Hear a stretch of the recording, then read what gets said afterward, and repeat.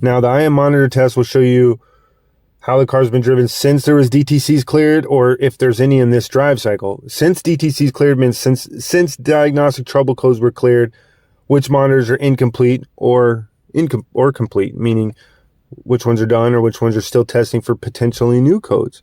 Now, just go back, hit the menu, and then you can go in this drive cycle. This current drive cycle shows, the monitors are disabled, meaning when they're disabled, that means the conditions have already been met, and the conditions have to be met again, the preconditions, meaning the engine has to be cold soaked, it has to be off for a certain amount of time, you have a certain amount of gas in the tank, then you got to get the vehicle up to operating temperatures, and it should enable the monitors.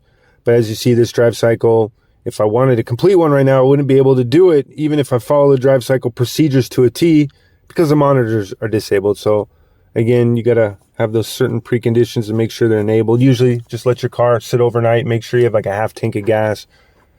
Then once you get the car up to operating temperature, they should be enabled. But that's that. And then to go back, just press the menu button. And then press the menu button again to go back. And if you want to look at your codes, just push the DTC FF freeze frame DTC diagnostic trouble code button.